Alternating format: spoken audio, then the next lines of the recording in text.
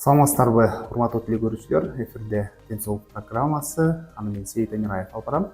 Ардактуу көрөрмандар, бүгүнкү чыгарылышыбызда биз гинекологиялык оорулардын ичинен жатындын миома илдети жөнүндө маалымат беребиз. Анда мен бүгүнкү маектешим биздин программанын коногун сиздерге тааныштырып өтсөм, Ош мамлекеттик университетинин медицина факультетинин акушерство жана гинекология кафедрасынын башчысы, медицина илимдеринин кандидаты, доцент, Кыргыз Республикасынын эмгек сиңирген дарыгери Зейнеп Исраилова. Саламатсызбы? Саламатчылык. Негизинен айтсаңыз, мына ушул бүгүнкү күндө ушул жатындын миома илдети эл арасында көбөйдү деп айтып келет да. Анда сөз башынан болсун, деги эле ушул жатындын миомасы деген бул кандай оору? Саламатсыздарбы, урматтуу телекөрүүчүлөр. Жатындын миомасы аялдардын гинекологиялык оорулардын арасынан басымдуу бөлүгүн ээлеп калган учуру. Бул миоманын келип чыгышына, бул миоманын пайда болушуна өтө көп эле факторлордун таасири бар. Негизги факторлордун бирөөсү бул гормоналдык бузулуш жана аялдардын өзүнүн жашоосунда кандайдыр бир медициналык, гинекологиялык процедуралардын өткөрүлүшү болуп саналышы мүмкүн. Ошондой эле дагы бир факторлордон бирөө бул аялдын жашоосундагы жанагы инфекциялар деп коебуз. Ошол инфекциялардын болушу болуп саналат. Эмнеден улам ушул оору пайда болот? Кандай учурда же болбосо башка бир гинекологиялык оорулардын себебинен пайда болобу деген суроодо? Өзү оорулар жөнөкөй эле себепсиз пайда болбойт. Ал оорулардын, мисалы үчүн, ошол эле миоманын пайда болушуна бир нече факторлор таасир этиши мүмкүн. Бул факторлор бул аялдын туура эмес өзүнүн репродуктивдик саламаттыгына туура эмес көзөмөлүнөн болушу мүмкүн. Себеби дегенде аял киши, билесиздер, бир нече мезгил бар анын жашоосунда. Биринчи мезгил бул төрөлгөнгө чейин эле эненин ичинде эле ал аял түйүлдүк болуп аткан мезгилде эле ал аял кандайдыр бир гормоналдык органдары өрчүйт, өсөт, гормондору нормалдаштырылат. Кыз бала төрөлгөндөн кийин 10 жашка чейин ал гормоналдык система өзүнүн жакшынакай болуп өөрчүп, өнүгүп, аялды, кыз баланы менструалдык функциясына даярдай турган мезгил келет. Анан 8 жаштан же болбосо 10 жаштан баштап кыздын организминде ошол репродуктивдик саламаттыгынын өөрчүшүнүн, өнүгүшүнүн белгиси болуп бул менструалдык функциясы болот. Кээ бир аялдарда ошол кыз бала мезгилинде, өспүрүм мезгилинде же болбосо ошол репродуктивдик же болбосо төрөт мезгилиндеги 18 жаштан баштап түрдүү факторлор болот. Биринчи фактор болуп бул тамак аш факторлору болот. Биздин аялдарыбыз туура эмес тамактануунун, билесиздер, азыр өтө көп ашыкча салмак деген фактор бар. Бул аялдын жанагындай тамак аш этикасы, тамактануусунун этикасы, туура тамактануунун эрежелерин сактабагандыгынан биздин аялдарыбыздын салмагы өтө чоң аялдар көп кездешип атат. Илгери Европада эле бул кездешсе, азыркы мезгилде биздин Кыргызстаныбызда дагы ошондой аялдарыбыз өтө көп. Бул кийинки факторлор бул түрдүү гормоналдык бузулуулар. Көбүнчөсүнөн нарушение менструального цикла дейт, менструалдык циклдын бузулушу. Бул менструалдык бузулуулар дагы ошо миомага алып келет. Андан сырткары түрдүү гинекологиялык оорулар, дарыланбаган гинекологиялык оорулар, ошол эле жатындын сезгенүүсүнөн кийин деле миома пайда болуп калышы ыктымал. Дагы бир себеби бул төрөттү туура эмес кабыл алгандан же болбосо төрөттөн кийинки жанагы сезгенүүлөрдөн кийин болушу мүмкүн. Жанагы баланын жолдошу калып калып, андан кийин полип пайда болуп калып, полиптен кийин дагы түрдүү гормоналдык оорулардан кийин ушул миома пайда болуп калышы ыктымал. Миоманын да түрлөрү болобу? Сөзсүз түрдө. Кээ бирлер айтат, мисалы, өмүр бою эле ошол миома менен жашадык, бирок мындай зыян тийбеди деп дагы айтып калышат. Кээ бирлер мисалы чоңоюп кетип, хирургиялык жол менен алганга туура келип калат дегендей. Эң туура бизди айтып кеткендей, азыр ошо гинекологиялык оорулардын ичинде миома 8%га чейин аял миома менен ооруйт. 8%га чейин. Эми ал пайыздар өзгөрүп турат, кээде көбөйүп кетет, 12ге чейин, кээде азайып кетет, 7-6га чейин.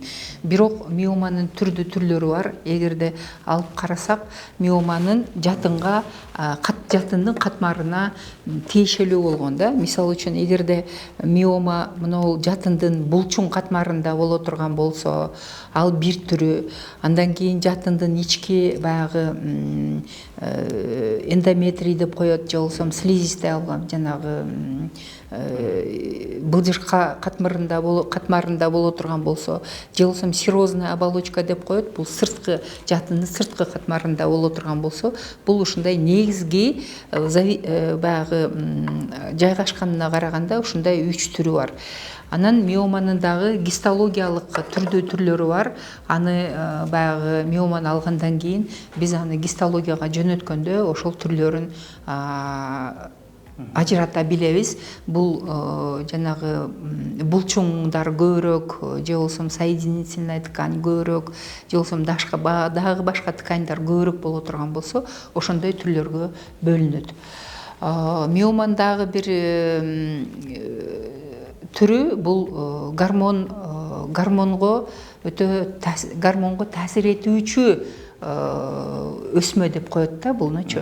Ошон үчүн эстрогендин көбөйгөнүнөн баягы айтып атпайбызбы, менструалдык бузулуштар депчи, ошон үчүн эстрогендин көбөйгөнүнөн, гиперэстрогениянын пайда болгонунан келип чыккан оору же болбосо өсмө деп айтсак дагы болот да. Ошол гинекологиялык оорулар көбөйдү, анан ошол учурда жашарды илдеттер деп дагы айтышат да. Муну сиз эмнеге таянып айтып бере алат деңиз?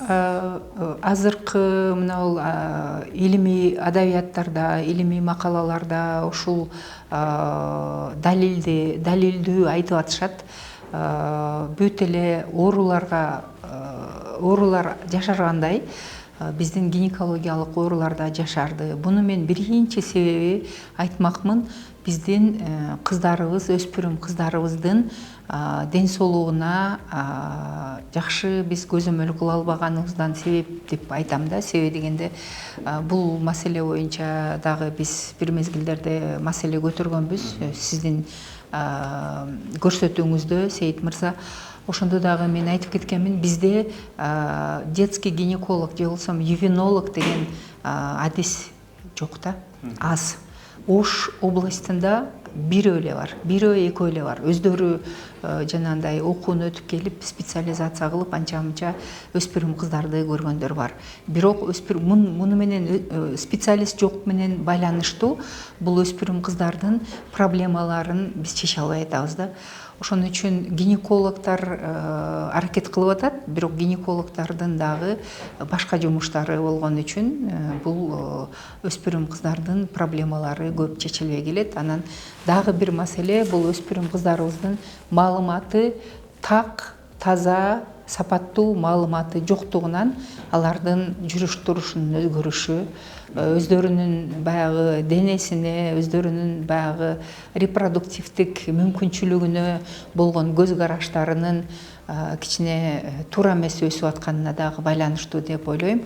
Себеби дегенде өспүрүм кыздарга биз туура тарбия беришибиз керек, туура жыныстык тарбия беришибиз керек. Что биринчи эле аял кишинин максаты, аял кишинин милдети бул бала төрөө, А бала төрөш үчүн менструалдык функциясы жакшы болуш керек, репродуктивдик функциясы жакшы болуш керек. Биз ошону кыз бала мезгилинен, кичинекей мезгилинен апалары ошону кыздарга мээсине куюп, ошону жакшы эне болушун калыптандырыш керек да. Жакшы, анан дагы кээ бир адистер айтып калышат, бүгүнкү күндө медицина өнүгүп, ооруну аныктоо дагы жакшы болуп калган. Бул дагы бир мисал, дагы бул себеп, да бир себеби дегенде ата-энелер эми ар кандай да, кээ бир ата-энелер кыздарынын ден соолугуна мындай кайдыгер караса, ата-энелердин арасында кээ бир ата-энелер, кээ бир апалар бар, кыздарынын ден соолугуна өтө жакшы карайт. Ошо кичинекей өспүрүм мезгилинен эле кызы менен жакшынакай мамиледе болуп, кызын кандайдыр бир проблемалары чыга турган болсо, ал кыздарын гинекологторго алып барып көрсөтүп, түрдүү аппаратуралардан өткөзүп, бул деген дагы өтө жакшы көрүнүш. Диагностиканын жакшырганынан дагы оорунун саны көбөйдү деген дагы бул дагы бир жакшы версия да. Айтсаңыз, негизинен мына өспүрүм кыздар деп калдык да, өспүрүм кыздарды канча жашынан баштап ушундай дарыгердин көзөмөлүнөн өткөрүп койгон жакшы? Себеп дегенде бүгүнкү күндө билип атабыз, мисалы чоңойгондон кийин өзүндө көйгөйлөр бар экендигин, ошол эле учурда тукумсуздукка кабылгандыгын, ар кандай аномалиялык илдеттер бар болгонун байкагандар, мисалы кийин чыгып атканын угуп жүрөбүз. Эң туура себеби дегенде менин студенттерге лекция окуганда, врачтарды окутканда дагы биз ошого өтө көңүл бөлөбүз. Ал студенттерибиз көп учурда ошол суроолорду берет. Энеликке качан даярдаш керек? Кыз баланы канча мезгилден, канча жашынан баштап энеликке даярдаш керек дегенде, мен буларга жооп берем: түйүлдүк мезгилден деп. Себеби гормоналдык бузулуулар, кээ бир гормоналдык бузулуулар, кээ бир кемтиктер, аномалиялар, башкача айтканда, жыныстык органда, в том числе жыныстык органдарга, в том числе жана эндокриндик системалардагы аномалиялар ушул түйүлдүк мезгилде эле калыптанат. Ошондуктан биз айтып атабыз, кош бойлуу аял өзүн өтө жакшы даярдаш керек, кош бойлуулукка даярдаш керек өзү биринчиден. Бул фолий кычкылдыгын ичип, йодосодержащий препараттарды ичип, витаминдештирип өзүн. Ошодон кийин, анан кийин ал таза, жакшынакай кош бойлуулукту алып барыш керек. Андан кийин кыз бала төрөлгөндөн кийин уже тарбияны уже биринчи күндөн баштап тарбиялай барыш керек. Бул жыныстык органдарына жакшы мамиле кылганды үйрөтө башташ керек. 2-3 жашынан кыз бала уже өзүнө аял катары мамиле кыла башташ керек да. Себеби ал аял катары өзүн уже сезе башташ керек. Мен кыз баламын, мага мындай мүмкүн эмес деген маселелерди ушул кичинекей мезгилинен уже биз калыптандырыш керек. Жанагы кыздардын түрдүү травмалары жолугуп атпайбы? Садикке барганда кыздар жыгылып калып, анан жанагы заборлорго чыгып кетип, ал жерден дагы жыгылып калып, түрдүү травмалар, жыныстык органдардын травмалары да болуп калышы мүмкүн. Ошолорду кыз баланы кичинекейинен ошону үйрөтүшүбүз керек да. Сен кыз баласың, заборго чыгыш сага мүмкүн эмес. Ошого окшогон маселелер. Анан жанагы кумга отуруп алып, ошол нерселерди дагы айтыш керек, что кумдун ичинде түрдүү инфекциялар болушу мүмкүн. Ошол нерселерди дагы биз кичинекей кыздын жакшынакай кылып ошол гигиеналык дагы тарбияны кичинекейинен бере башташыбыз керек.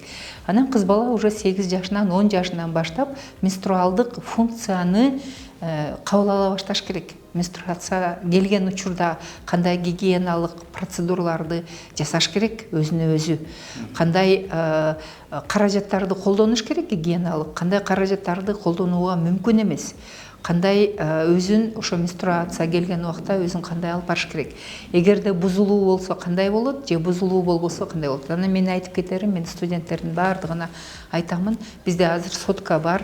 Соткада түрдүү приложенияларды биз көп кыздар ошону өзүнө сактап алышат. Ошол приложение боюнча өзүнүн менструалдык функциясын көзөмөлдөгөн кыздар бар да. Бул өтө жакшы нерсе. Анан эгерде бузулуу болсо, 28 күндөн азыраак келе турган болсо, 21 күндү баягы цикл деп коебуз, цикл 21 күн азая турган болсо, же болсо 35 күндөн көбөйө турган болсо, бул уже патология болуп саналат. Аны дагы көп кыздар билишет. Ошол нерсени дагы биз апалар жыныстык тарбияны өзү апа бериш керек да. Апа ошону айтыш керек. 21 күндөн аз келсе, циклың аз болсо, сен айтмага. 35 күндөн көп болсо, аны дагы айт деп кыз баланын кулагына куюш керек. Түрдүү инфекциялардын алдын алуу боюнча дагы апа маалымат бериш керек. Эгерде сен ошол жыныстык органдарыңан түрдүү суюктуктар куюлса, ал суюктуктар жыты болсо, же болбосо ириң түрүндө келе турган болсо, ал убакта дагы гинекологдун консультациясы сөзсүз керек, дарыгердин консультациясы керек деш керек. Андан сырткары 8 жаштан 18 жашка чейин билесиздер, биз ошол гормоналдык биздин ичибиздеги, аялдардын ичиндеги бөлүнүп чыккан гормондор кыз баланын жанагы дене келбетин калыптандырат. Ошого ата-эне өтө тыкыр көзөмөл кылыш керек. Кыз баланын дене келбети туура калыптанып атабы, же туура эмес калыптанып атабы, бою кандай болуп атат, жанагы фигурасы деп коебуз, фигурасы нормалдуу элеби көз карашта. Эми норма менен патологиянын айырмасына бара алат да. Эгерде кыз баланын жана салмагы көбөйө баштаса, же болбосо дагы башка бир бою өспөй бара жатса, ондо сөзсүз эндокринолог, сөзсүз акушер-гинеколог дегенге кайрылыш керек. Себеби дегенде кээ бир биздин нейроэндокриндик синдромдорубуз бар. Ал синдромдор уже өспүрүм мезгилде билинип аткан синдромдорубуз бар да. Ошолордун алдын алууга ата-эне жардам берет, апа жардам берет.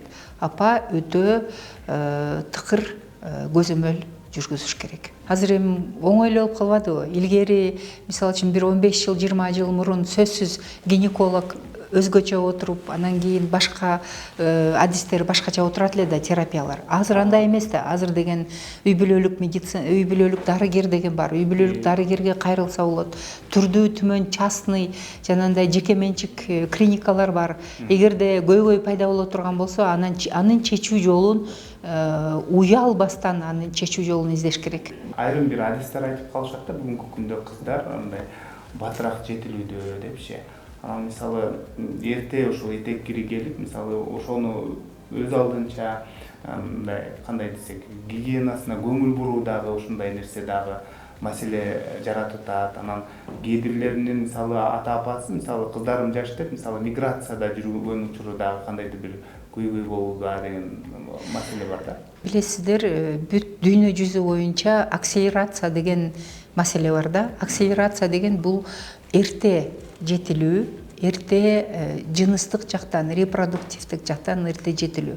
Байкаганыңыздай, эгерде биз жанагы классикалык учебниктерде кыз баланын айызы, менструациясы 14 жаштан баштап келе баштайт, 12 жаштан келе баштайт деген жазуулар бар да, 90-жылкы китептерде. Бирок азыркы эгерде жаңы литератураны алып карасаңыздар, ал жерде менин айтуум жанагы айтып кеткендей эле 8 жаштан, 10 жаштан келе баштады менструациясы. Бул деген акселерациянын белгиси. Ошондуктан азыр жанагы өтө көйгөйдү көтөрүп атасыз. Бул миграция социалдык проблемага байланыштуу. Миграция деген социалдык, ички миграция, сырткы миграцияга байланыштуу биздин кыздар, биздин өспүрүмдөр, бир эле кыздар эмес, балдарыбыз дагы өтө ушундай бир түрдүү көйгөйлөргө кабылып келип атышат. Ошол көйгөйлөрдүн бириси эле бул эрте кош бойлуу болуп калып атышат. Түрдүү түмөн жыныстык жолдор менен жугуучу ооруларга туш келип калып атышат. Бул деген эмненин жыйынтыгы? Бул деген ата-эне миграцияда жүрүп, баласына көзөмөлсүз калган, жыныстык тарбия берген эмес. Чоң эне, чоң ата, тайта, тайне, дагы башка туугандардын колунда жүргөн кыз балдар аларга айтпайт көйгөйүн, энесине айткандай кылып аларга айта албайт. Ошондуктан биздин көп кыздарыбыз, ата-энеси миграцияда жүргөндөрүбүз ошондой түрдүү көйгөйлөргө кабылып калган учурларды биз өзүбүздүн көзүбүздөн өткөзүп келатабыз да. Мына эрте төрөттөрдү проблеманы эмнеге көтөрүп атабыз? Эмнеге таштанды балдардын проблемасын көтөрүп атабыз? Эмнеге кыздарыбыздын эрте бойно болуп калып, анан аны алдырып, аборт проблемасын көтөрүп атабыз? Эмне себептен жана жыныстык жуктан жугуучу оорулар менен биздин кыздарыбыз көп жабыркап калып атат. Анын жыйынтыгы катары кийин тукумсуз болуп калып атат деп ошол нерселерди да көтөрүп атпайбызбы? Себеби аборт жасаткан, себеби дегенде инфекциясын жакшы дарылаган эмес, акырына чейин дарылаган эмес. Ошол бир көйгөйдөн экинчи көйгөйгө келип чыгып атат да. Анан ошол эле жыйынтык менен мына миома дагы пайда болуп калып атат да ошол кыздарда. Туура айтып атасыз, эрте миоманы диагностика кылган учурлар болуп атат. Эми ал деген баягы биздин диагностикалык методдордун дагы өөрчүшү. Азыр эми көрүп атасыздар, гистероскопия менен, лапароскопия методдор менен, УЗИ. Азыр ана өспүрүм кыздар деле билет. Эгерде кандайдыр бир проблема болсо, түрдүү түмөн УЗИлерге барып түшүп келип, ошол УЗИнин результатын көрсөтүп атышат бизгечи, өздөрү эле барып атышат да. Ошо дарыгерге барбай туруп. Эгерде биз эрте көйгөйлөрдү чече турган болсок, биз сөз кылып жаткан ушул миома иллети жаралбайт деген ойду айткым келет да. Негизинен ушул темага кайрылып келсек, айтсаңыз, мына ушул жатындагы миоманын пайда болуусун бейтап эртерээк билсе болобу? Болот. Кантип билсе болот? Кандай белгилери бар? Ошол оорунун симптомдоруна токтолуп кетсеңиз. Мен ойлойм, дайыма эле айтам, бул эң туура суроо. Себеби дегенде ар бир аял өзүнүн денесине, өзүнүн ден соолугуна өтө тыкыр, өтө жакшы мамиле жасаш керек да. Ар бир аял, биз дарыгерлер айтып эле келебиз, өзүн аял катары сезгенден баштап бир жылда бир жолу, жок дегенде бир жылда бир жолу акушер-гинеколог адистин көзөмөлүнөн өтүш керек. Ал көзөмөлдөн өтүү үчүн ал УЗИ өтөт, анан кээ бир негизги анализдерибиз бар, аларды тапшыртабыз. Ошолорду тапшырганда эле ал аялдар өзүнүн ден соолугу жөнүндө маалыматты алып калышат. Анан эгерде ошондой бир курч маселе тура турган болсо, миома же болбосо кандайдыр бир сезгенүү, воспалительный процесстер боло турган болсо, ал аял убагында дарыланат. Анан азыр билесиздер, баягы биздин медицина жана реформа болгонуна байланыштуу эми бир 15 жыл, 20 жыл мурун жандай сонун биздин иш-чара бар болчу. Бул профосмотрлар деп коет эле, профилактический кароолор. Аны мектепте болобу, каерде аял иштесе дагы ошол жерге скорый менен аял гинекологдор барып, креслого чыгарып, алардан цитология деген анализди алып, жанагы шейканын рагын, шейканын түрдүү ооруларын алдын алуу үчүн, ушул эле миома сыяктуу оорулардын алдын алыш үчүн анализдерди алып, ошол иштеген аялдын ден соолугуна кам көрүү болуп саналган. Эми азыркы мезгилде кээ бир жерде жасалып атат ал профосмотрлар, а кээ бир жерде ал профосмотр жок болуп калып атат да. Аялдар өзүнүн ден соолугуна кызыккан аял барып көрүнүп, өзүнүн маалымат алып атат и дарыланып атат. Кызыкпагандар уже өөрчүп, уже запущенный, уже осложненный вариант болгондо келип калгандар дагы жок эмес да. Биз эл аралап көп жүрөбүз, анан алардан, аялдардан сурамжылаганыбызда, баягы төрөттөн калгандан кийин гинекологко көрүнбөгөн аялдар көп экен да. Качан гана өзүндө кандайдыр бир көйгөйлөр болуп, мындай ыңгайсыздык жаратканда, жашоосунун сапаты бузулган учурда анан келип кайрылгандар көп. Дайыма эле айтып келем, аял киши мезгил менен жашайт. Анан циклдар менен жашайт. Мына биринчи мезгил бул балалык мезгил, өспүрүм мезгил, репродуктивдик мезгил, анан климактериялык мезгил. Или же болсо менопаузалдык мезгил деп коебуз да. Аял кишинин көйгөйү өспүрүм мезгилде чыкпаса, ал туура төрөйт, жакшы кош бойлуулукту алып барат, жакшынакай болуп репродуктивдик мезгилди өткөзөт. Бирок 35-40 жаштан баштап уже биздин аялдарда климактериялык периоддагы мезгил дагы жашара баштады. 35-40 жаштан баштап ал аялдарда түрдүү көйгөйлөр пайда болуп атат. Мисалы үчүн, аялдын башы ооруп атат, уйкусу жок, тез эле тердеп кетип, ысып кетип, кызып кетип атат, уже бул ранние симптомы же болбосо климактериянын эрте симптомдору деп коебуз.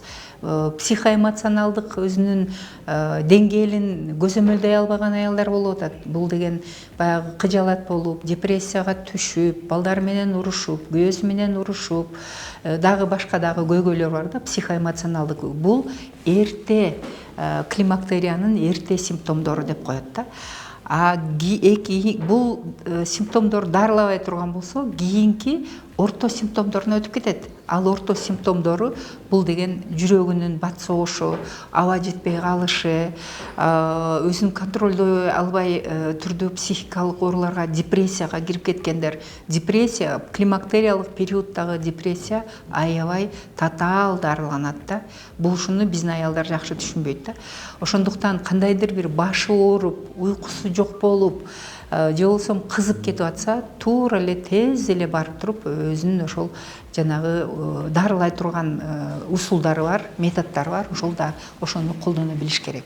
Эң баягындай өөрчүп кеткени бул татаалдашып кеткени поздние симптомы деп коет. Бул жүрөк кан тамыр оорулары пайда болуп, инфаркт, инсульттар, давлениясы такыр түшпөй, давлениясы дарылар менен дагы коррекция болбогон учурлар, сахарный диабет пайда болгон учур.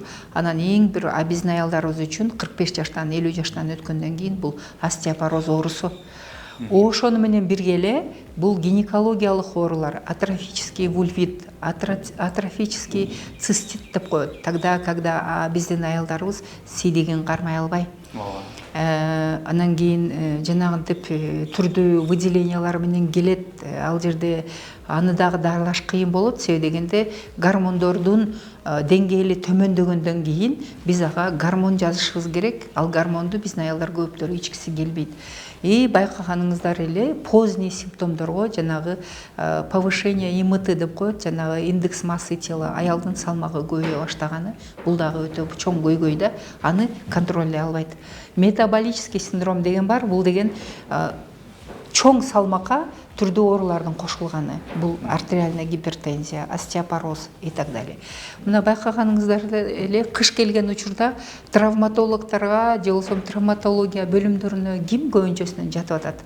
Биздин 40 жаштан 50 жаштан өткөн аялдарыбыз түз эле баратып эле жыгылып түшөт, же колу сынып калат, же буту сынып калат. Эмне себептен? Ал 40 жашка чейин 20 жолу жыгылса дагы эч жери сынбайт. Бирок остеопороз эстрогендердин азайганына байланыштуу жанагы сөөк өтө борпоң болуп калат да. Борпоң болгондо ал сөөк бат сынат. Ушу төрөктөн калгандан кийин канча убакытта бир ушул гинеколог дарыгерине барып көрүнүп туруш керек? Ушундай көйгөйлүү маселелер жаралбаш үчүн. Бир жылда бир жолу ар бир аял гинекологко барып өзүнүн ден соолугун жакшы же болбосо кандайдыр бир көйгөй бар экенин тастыктап алышы зарыл. Кандай текшерүүлөрдөн өтөт? Текшерүүлөрдөн өтөт. Гинеколог сөзсүз креслода карайт аны. Биринчи, эгерде кандайдыр бир көйгөй болсо УЗИге жөнөтөт. Биринчи УЗИге барып анан гинекологко барыштын кереги жок. Жакшы өзүн сыйлаган өтө баягындай сабаттуу гинеколог, грамотный гинеколог биринчи креслода көрөт, анан УЗИ керек болсо жөнөтөт. Керек болсо сиздин ден соолугуңуз жакшы деп туруп. Сөзсүз шейканы зеркалада көрүш керек. Бул деген шейкадагы жатындын моюнчасындагы түрдүү көйгөйлөр ошо төрөттөн калгандан кийин пайда боло башташат. Бул фоновый оорулар, предраковый оорулар, ошол эле рактар.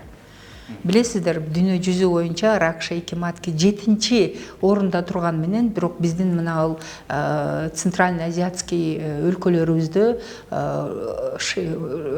рак шейки матки жатындын моюнчасынын рагы 3-чү орунда турат. Ошондуктан бизде ошондой баягы онкологическая настороженность болуш үчүн сөзсүз гинеколог зеркалада көрүш керек аялды. Онкология деп калдыңыздар, мына биз сөз кылып жаткан ушул миома илдети дагы онкологияга өтүп кетиши мүмкүнбү деген суроону биз ар дайым ушул теманы эфирге алып чыкканыбызда телекөрүүчүлөрдөн келет да, негизи ушул боюнча. Эми миоманын түрлөрүн айттык. Эми миоманын жанагындай өтө өрчүп кетиши деп коелу. Биринчи өрчүп кетиши бул деген малигнизация деп коет. Бул ошол миомалык клеткалардын онкологиялык клеткаларга өтүп кетиши мүмкүн. Атипический клеткаларга өтүшү мүмкүн да. Ал деген малигнизация деп коебуз. Ал риск дагы бар да, ал тобокелчилик дагы бар. Ошондуктан миома болгон, миомасы өтө чоң болгон аялдарды биз обязательно сөзсүз түрдө ону биз көңүлүн бөлөбүз аялдардын. Сен бул миоманы жакшы дарылабасаң, сенде онкология болушу мүмкүн. Же болбосо сен эгерде муну дарылабасаң, сенде ушундай көйгөйлөр болушу мүмкүн деп сөзсүз айтабыз. Анан бизде билесиздер, миома менен кароодо турган аялдар сөзсүз жанагы цитологический тест деген бар бизде, ал цитология деген ошол клеткалардын кандай түрлөрү бар, аны сөзсүз наблюдение болуп турат да. ПАП тесттер деп коет, ошол ПАП тесттерди сөзсүз тапшырыш керек. Мына ушул миома индетинин пайда болуусу, анын белгилери, түрлөрү баарын айтып өттүк. Эми болсо ушул дарылоо ыкмасы жөнүндө айтып берсеңиз. Дарылоо ыкмасы бүгүнкү күндө бул баягы узак убакытка дарыланууну талап кылгандыктанбы, же болбосо операция менен дарылоо ыкмасы болгондуктанбы, айтор массалык маалыматтарда, интернет булактарында ар кандай дарылоолор дагы айтылып жүрөт да. Ушул боюнча айтып берсеңиз. Эми биринчиден миоманын эң бир негизги белгилери болуп, бул кан кетүү болуп саналат. Анан кийин репродуктивдик мүмкүнчүлүгү чектелип калат. Аялдар төрөй албай, боюна боло албай, ошондуктан кайрылышы мүмкүн, ошондо гана миоманы табышыбыз мүмкүн. Анан дарылоо ыкмаларына келе турган болсок, бул эки дарыланат. Булар медикаментоздук жана хирургиялык. Медикаментоздук өзү бөлүнөт. Бул гормоналдык эмес жана гормоналдык. Гормоналдык эместикке бул канды токтотуу убактылуу, андан кийин уже гормоналдыкка өтөбүз. Канды токтотуш үчүн түрдүү дары-дармектер бар, ошонун жардамдары менен биз канды токтотуп, анан кийин уже гормоналдык дарылоого өтөбүз. Гормоналдык дарылоону сөзсүз түрдө сертификаты бар акушер-гинекологдор назначение кылат, аны көзөмөлгө алып, ошону айтышат. Ошол гормоналдык дарылоону дагы өтө сиз туура айтып кеттиңиз. Гормоналдык дарылоону биз назначение кылганыбызда аны көп мезгилде алыш керек, аны аялды биз даярдашыбыз керек. Эгерде сен операция жолу менен дарыланбасаң, анда сен ушул гормоналдык дарылоону көп мезгилде алып барышың керек деп. Жок дегенде 6 ай, андан дагы көп болушу мүмкүн. Анан кийин дарылоосу биздин биринчиден белгилерине байланыштуу усулду тандап алуубуздун, хирургиялык усулду тандап алуубуздун көп учурда бул миоманын өтө чоңу, биз айтабыз 12 кош бойлуулуктан 12 аптасынан чоңураак миоманы сөзсүз хирургиялык. Анан көп жолу кан кеткен аялдар, анемияга алып келген, кан кетүүлөргө алып келген миомалар бар. Ошолорду хирургиялык жол менен дарылайбыз.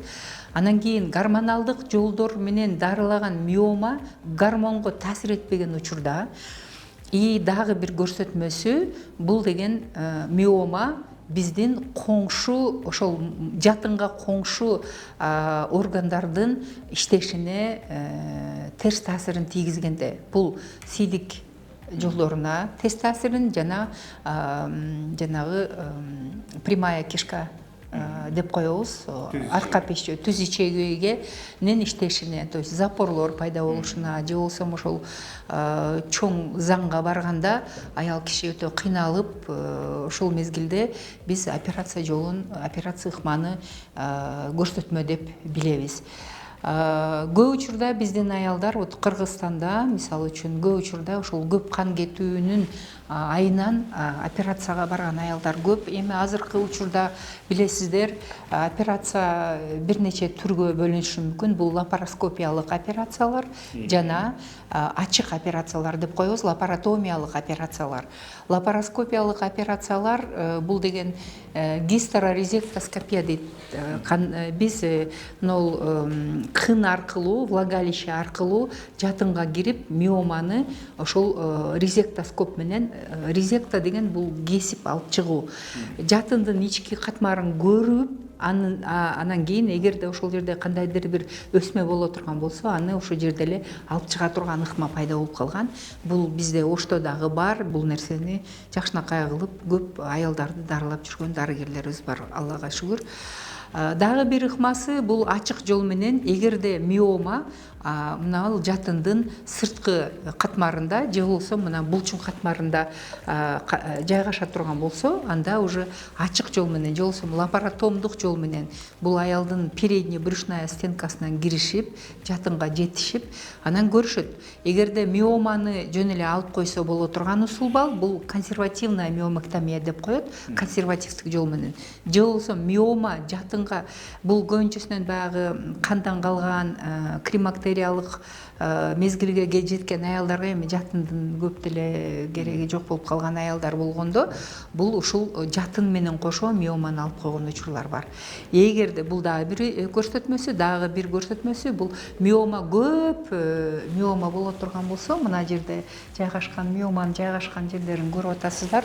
Ушундай көп миома мынол тело маткиде, днодо, шейкада жайгашкан миома, көпчүлүк миома боло турган болсо, бул учурда дагы биз экстирпация деп коебуз, жатынды моюнчасы менен кошо алып койгон операциялар болот. Бул эми аялдын мезгил, кайсы мезгилде жашап атат, төрөт мезгилиндеби, төрөш керекпи, же болбосо төрөт мезгилген калган учурбу, же төрөй элек аялдар бар. Ошого карата биз усулдарды тандап алабыз. Мына бир канча миома деп айтып калдыңыздар. Бир канча миома бул бир эле учурда пайда болушу бир эле учурда же болбосо улам күн өткөн сайын көбөйүп кетиши дагы ыктымал. Эми биздин дагы бир кээ бир ушундай аялдар катмарыбыз бар да, өзүнүн ден соолугуна кам көрбөгөн. 50 жаштан өткөндөн кийин, төрөттөн калгандан кийин жана өзүңүз айткандай эле гинекологко барыш унутат, уят дейт, келиним менен жарышып барамбы дегендер бар, кызым менен жарышып барамбы дегендер бар. Бирок ошол аялдар кээ бирде кан кетип келет, кан кетип келгенде изилдей баштаганда миоманын бир нече түрү болуп калат. Это как баягы дарыгердин находкасы да. Ура, миома нашла дегендей. Анан дарылоонун дагы бир ыкмасы, мен угуп калдым, бул инвазивдик ыкма менен, ошол миомага мисалы кан өткөрбөй коюп, Ол да эмболизация. Эмболизация. Ушул боюнча дагы дарылаган, бул кандай эффективдүүлүгү бар? Бул акыркы бир 15 жылдан бери бул өтө популярный болуп келатат чоң шаарларда. Бизде Бишкекте дагы өткөзүлөт, анча-мынча Ошко келип дагы аны жасап атышат. Эма деп коет, же болбосо эмболизация маточных сосудов да, артерий дейт. Мына ар бир миома өзүнүн артериясы бар. Ал өзү мындай ошол азыктанып турат, ошол сосудтарга подключаться этилип азыктанып турат. А эмболизация деген кандайдыр бир дарыны киргизип, ошол миомага кеткен сосудту жок кылып кое турган усул бар. Бул дагы эффективдүүлүгү жакшы, Эффективдүүлүгү жакшы, көбүнчөсүнөн баягы төрөй турган аялдарга, репродуктивдик мезгилдеги аялдарга. Мен төрөйм, бирок миомамды алып салышым керек деген аялдарга. Климактериялык периоддагы аялдар дагы көбү жасатып атат, бирок деген ал эми гормоналдык бузулуунун дагы деңгээлине жараша болот да. Аны эмболизация жасаткандан кийин дагы кийин болушу мүмкүн да. Ошон үчүн ал жактарын дагы тыкыр көзөмөлгө алышыбыз керек. Бул ооруну дарылоо чындыгында узак убакытка созулгандыктан жарандар ар кандай дарылоолорго барышат экен да. Бүгүнкү күндө интернет булактарында биодобавкилер же болбосо башка дагы бир дары-дармектерди сунуштагандар жок эмес десем болот да. Булардын канчалык деңгээлде пайдасы бар, анан канчалык деңгээлде зыян болуп калышы мүмкүн. өзүңүз ушул жакта жүргөндүктөн мисалы изилдеп көрдүңүзбү? Адис болгонума байланыштуу түрдүү биодобавки, анан далилденбеген, алардын эффективдүүлүгү далилденбеген, алар бир кандайдыр бир далилдүү мындай негизи болбогон дарыларды мен дарыгер катары айтмакмын, аны ичпөөгө чакырып кетем да аялдардычы. Көбүнчөсүнөн биодобавкилерди. Биодобавкилер эми ал далили жок да. Сертификаты жок, лицензиясы жок. Эми бул маселе мынал өкмөттүк деңгээлде көтөрүлүп атат. Эми биздин өлкөгө ошол сертификаты бар, лицензиясы бар, именно биздин өлкөнүн лицензиясы бар дарыларды колдонуш керек. Эми дары дегенде ал дарынын көрсөтмөсү бар. Противопоказания, терс көрсөтмөсү бар, побочтук жана терс таасирлери бар. И осложнение деп коет. Бул жаман таасирин тийгизген дары болгондон кийин ошол 4-5 таасири болот да, любой эле дарынын. Ошол эле биодобавканынчы. Ошондуктан мен ушул телекөрүүчүлөрдү, аялдарды чакырып кетет элем. Бул нерсеге мындай тыкыр көзөмөлгө алып, өздөрүнүн ден соолугуна жакшы дарыларды ичкени, жакшы дарыгерге кайрылганы и жакшы усулдарды колдонгону чакырып кетет болчумун. Жогоруда айттыңыз да, консервативдик дарылоо, анан операция ыкмасы менен дарылоо айтып өттүңүз. Анан консервативдик ыкма менен дарылаганда бул толук сакаябы, ушул пайда болгон миома жок болуп кетеби деген суроо. Буну эми индивидуалдуу караш керек. Ал деген эмне себептен пайда болгон ал миома? Биринчиден, экинчиден канчалык деңгээлде ал өрчүдү и кайсы катмарында турат? Жадынын кайсы катмарында турат? Кээ бир миомалар бар, жадынын мына ички катмарында болот. Аны жөн эле жанагы гистерорезектоскоп менен алып койгон мезгилде ал аялдын жадыны таптаза болуп калат.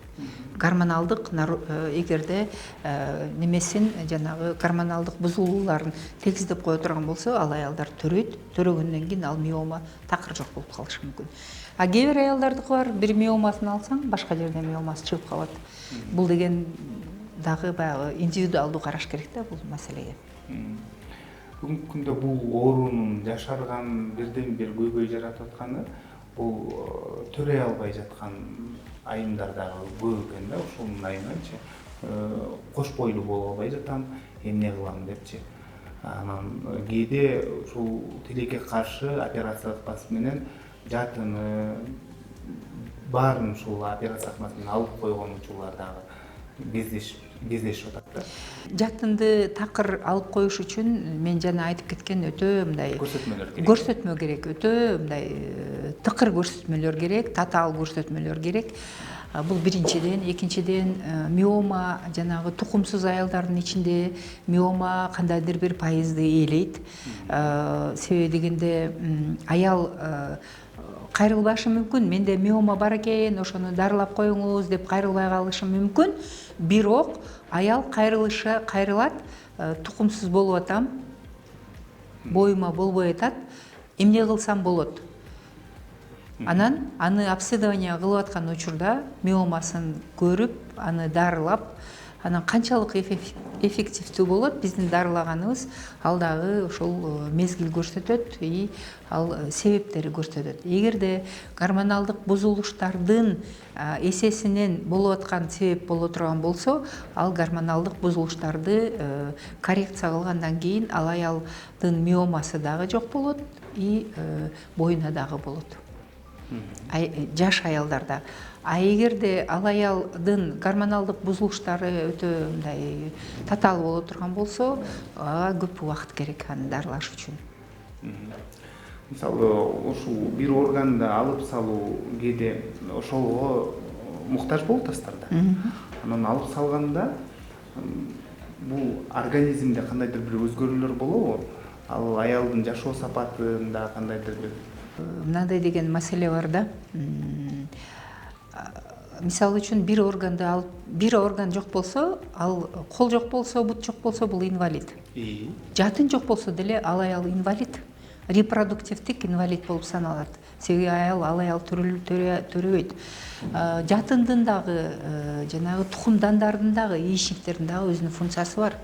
Ал яичниктер гормон бөлүп чыгарган үчүн жатынга көбүнчөсүнөн ал гормондор жатынга таасир этет жана жыныстык органдарга таасир этет. Андан башка дагы сосудтарга, биздин кан тамырларыбызга, сөөктөрүбүздүн пайда болушуна, сөөктөрүбүздүн жакшынакай болуп калыптанышына дагы ушул гормондор таасир этет.